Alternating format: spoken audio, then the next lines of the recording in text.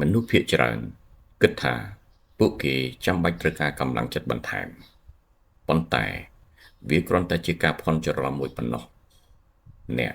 មិនត្រូវការកម្លាំងចិត្តទេអ្នកត្រូវការការគ្រប់គ្រងខ្លួនឯងកម្លាំងចិត្តវាមកហើយវាក៏អាចទៅវិញថ្ងៃនេះអ្នកមានអារម្មណ៍ចង់ធ្វើថ្ងៃស្អែកអ្នកអាចនឹងមិនមានអារម្មណ៍ចង់ធ្វើវាទេបើអ្នកបន្តរស់នៅដោយអារម្មណ៍ជីវិតអ្នកអាចនឹងមិនមានទិសដៅណាមួយច្បាស់លាស់ឡើយរាល់ពេលដែលអ្នកពន្យាពេលអ្វីដែលអ្នកដឹងថាត្រូវតែធ្វើអ្នកកំពុងបង្រៀនខួរក្បាលអ្នកថាខ្ញុំមិនអាចទុកចិត្តខ្លួនឯងបានទេមួយថ្ងៃពីរថ្ងៃបីថ្ងៃវាคล้ายទៅជាទម្លាប់អ្នកនិយាយថាអ្នកនឹងចាប់ផ្ដើមប៉ុន្តែអ្នកមិនធ្វើអ្នកនិយាយថាអ្នកនឹងផ្លាស់ប្ដូរប៉ុន្តែអ្នកនៅតែដដែលហើយរាល់ដងដែលអ្នកបរាជ័យចំពោះខ្លួនឯងការទុកចិត្តរបស់លើខ្លួនឯងត្រូវបានបំបាក់បន្តិចម្ដងហើយពេលដែលចិត្តអ្នកឈប់ទុកចិត្តអ្នកហើយអ្នកក៏ឈប់ស្ដាប់ខ្លួនឯងផងដែរហេតុនេះហើយមូលហេតុបានជាអ្នកមានអារម្មណ៍នឿយហត់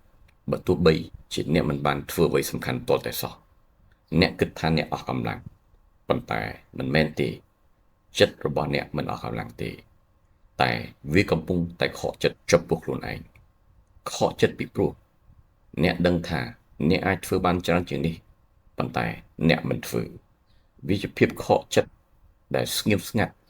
ប៉ុន្តែធ្ងន់ធ្ងរណាស់ហើយនេះជាផ្នែកមួយដែលគ្មានអ្នកណាប្រាប់អ្នកទេវិន័យដំបូងវានឹងធ្វើឲ្យមានអារម្មណ៍ដូចជាឈឺចាប់ណាស់ក៏ប៉ុន្តែ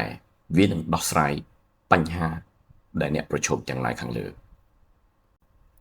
មូលហេតុគឺអ្នកមិនមែនគ្រាន់តែកំពុងសាងវិន័យទេអ្នកកំពុងតែបំបែកភាពញៀនដែលអវិជ្ជមានភាពញៀនទៅលើការរងចាំអារម្មណ៍ល្អៗភាពញៀនទៅលើការពន្យាពេលភាពញៀន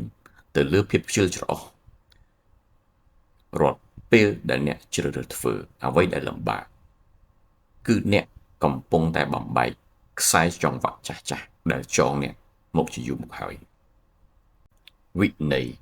មិនមែនគ្រាន់តែជារឿងអ្នកដែលកំពុងធ្វើទេតែវាគឺជាមនុស្សម្នាក់ដែលអ្នកនឹងក្លាយទៅជាមនុស្សដែលមានវិន័យមិនគិតច្រើនហួសហេតុទេពួកគេធ្វើព្រោះវាជាអត្តសញ្ញាណរបស់ពួកគេហើយថ្ងៃណាមួយពេលដែលអ្នកបន្តធ្វើតិចរាល់ថ្ងៃអ្នកនឹងមើលត្រឡប់ថយក្រោយហើយស្គាល់ថាអ្នកមិនមែនជាមនុស្សដដែលទៀតឡើយដូច្នេះចាប់ផ្ដើម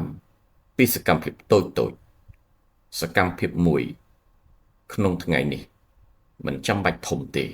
តែត្រូវធ្វើវាគ្មានការចរចាគ្មានលេសធ្វើវា